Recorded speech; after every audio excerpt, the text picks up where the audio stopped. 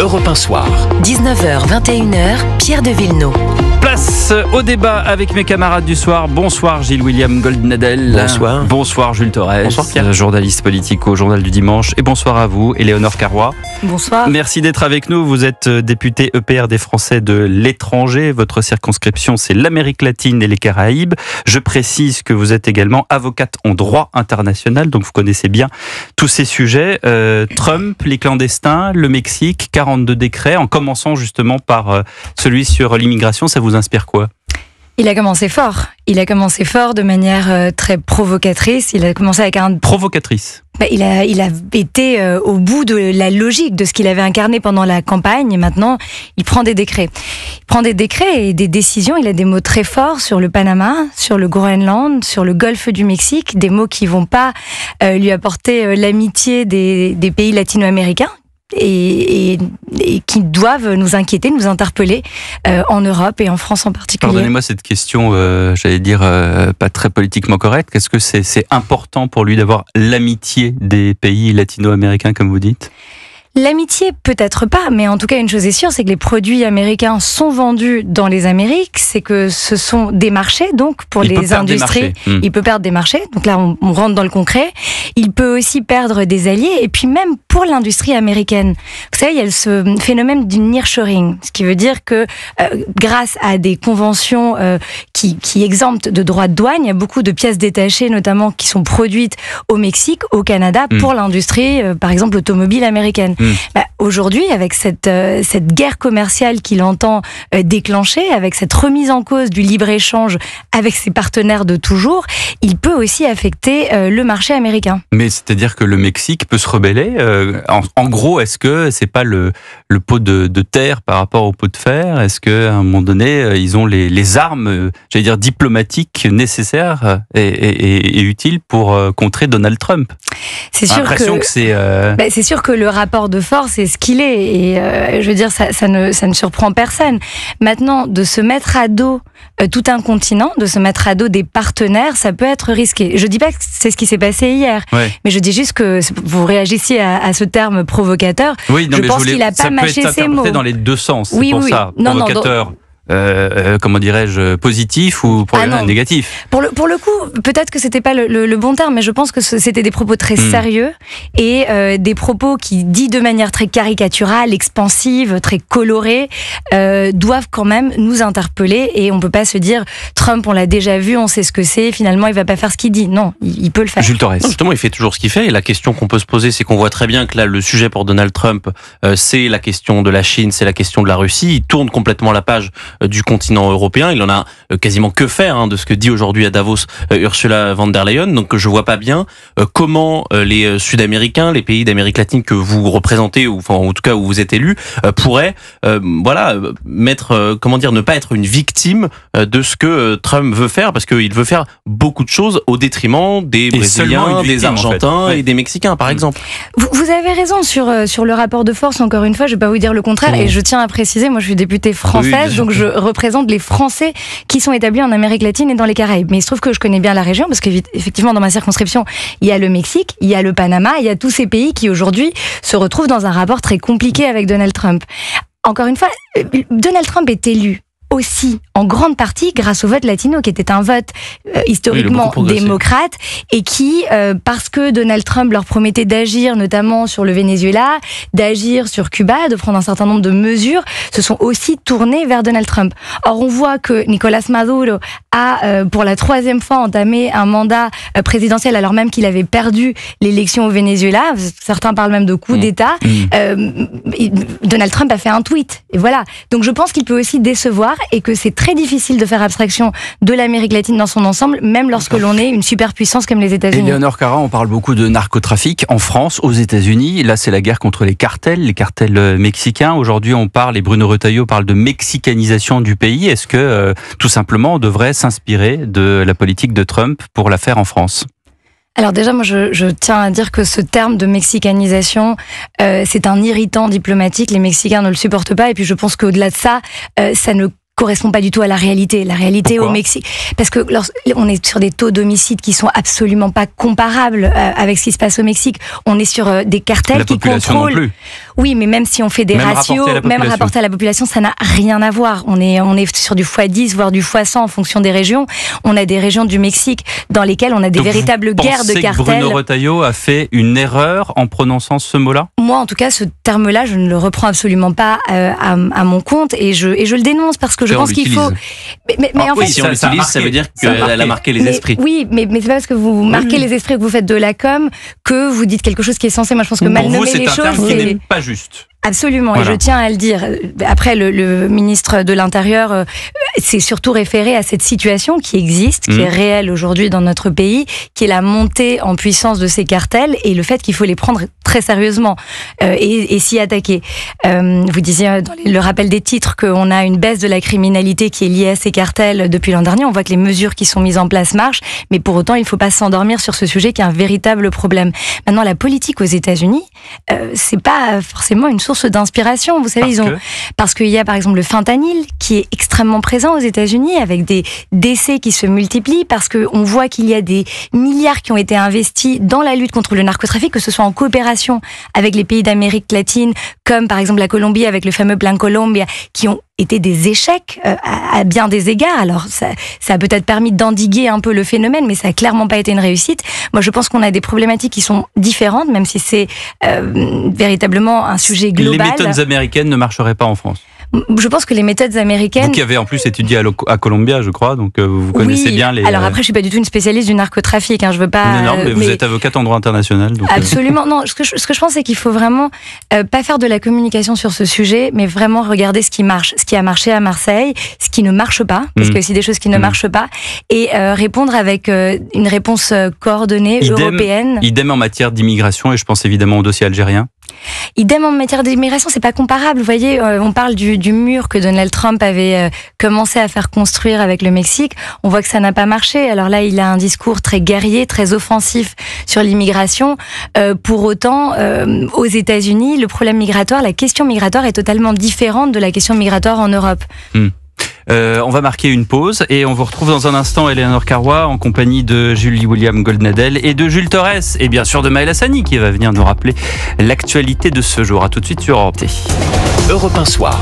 19h, 21h, Pierre de Villeneuve. Toujours avec Gilles William Goldnadel, Jules Torres et Eleanor Carrois, députés des Français de l'étranger, en l'occurrence l'Amérique latine et les Caraïbes. Gilles William Goldnadel, vous vouliez réagir à ce que disait Eleanor Carrois sur Donald Trump? Je voulais réagir par rapport à aux propos de notre invité sur Trump, sans acrimonie particulière, mais je crois qu'il faut être ni d'un pro-Trumpisme primaire, ni d'un anti-Trumpisme primaire.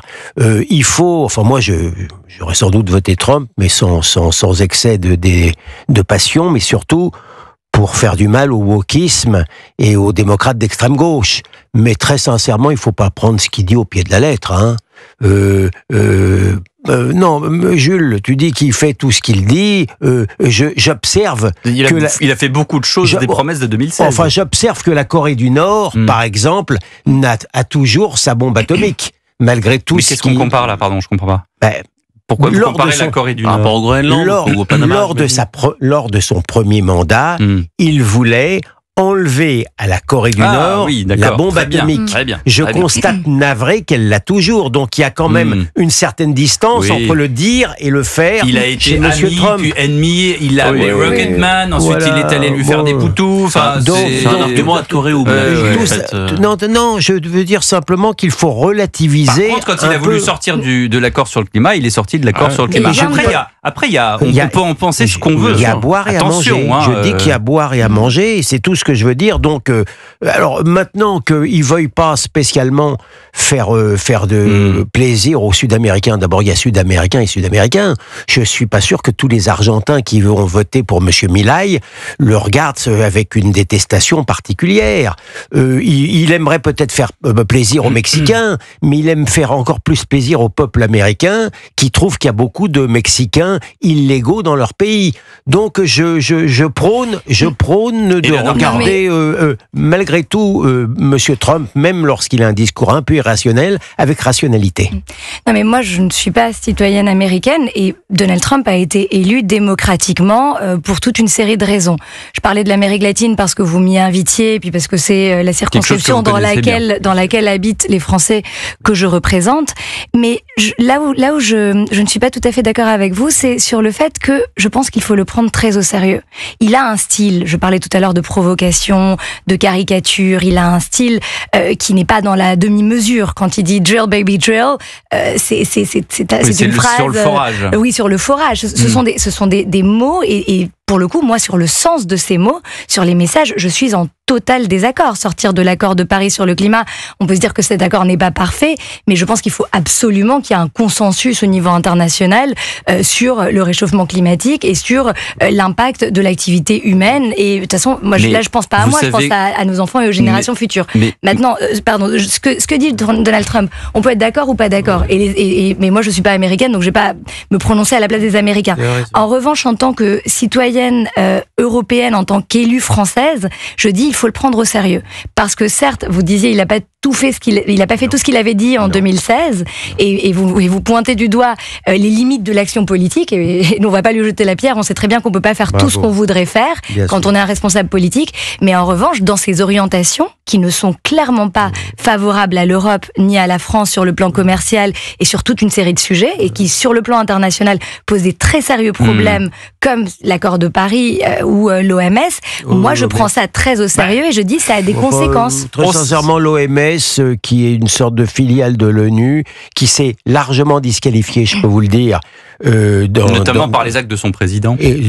Par les actes et les déclarations dans la crise entre les Israéliens et le Hamas, je vous assure que j'approuve de ce point de vue-là la décision de quitter l'OMS. Oui, et alors il y a aussi l'accord sur le climat, on en pense pareil, ce qu'on veut effectivement, et je pense que tout le monde autour de cette table concourt au fait qu'il faut laisser une planète meilleure à nos enfants, nos petits-enfants et nos arrière-petits-enfants. Cela dit, quand vous voyez la façon dont ces grandes réunions, ces grands raouts mondiaux avancent.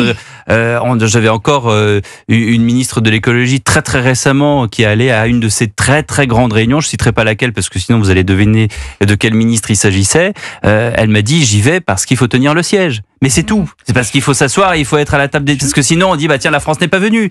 Mais en réalité il se passe rien. Ça n'avance pas. Et c'est tout ce que Trump déteste. C'est cette discussion internationale où il y a des grandes réunions qui ne servent à pas grand chose. La bureaucratie. J'entends très bien ce que vous dites et je vais pas défendre toutes les grandes réunions internationales. Mais je vais vous donner un exemple très concret sur lequel je travaille.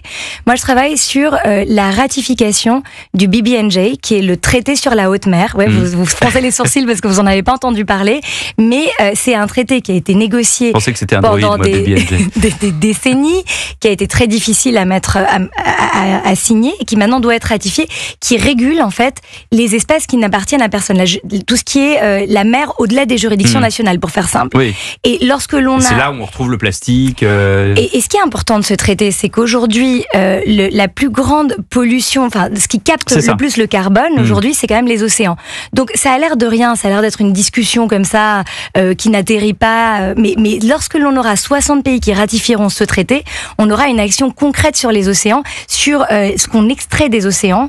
Et je peux vous dire, ça va faire une différence sur le climat. Donc, de se dire tout ne sert pas à grand chose, pourquoi pas, mais il faut absolument avoir des priorités. Et puis c'est important que les différents stakeholders, parties prenantes, puissent se parler dans ces organisations. Qu'on écoute avec vous une phrase qui aujourd'hui fait polémique, c'est celle de la ministre chargée du Travail, Agnès Panosian.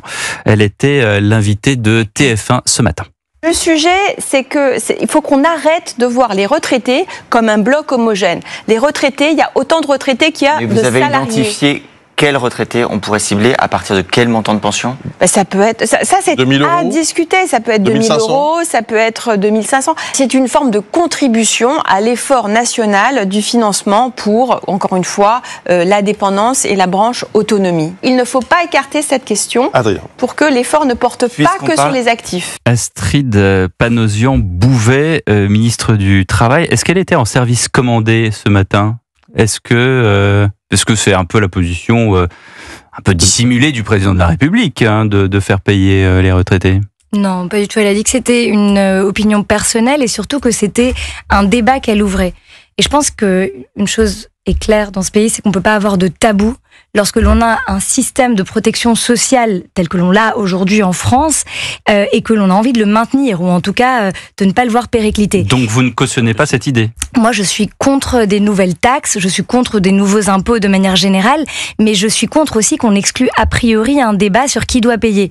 Si on le fait comme voudrait par exemple le Rassemblement National ou la France Insoumise, une remise à plat totale de la réforme des retraites, de l'âge de départ à 64 ans et qu'on revenait en arrière... protège les retraités au contraire.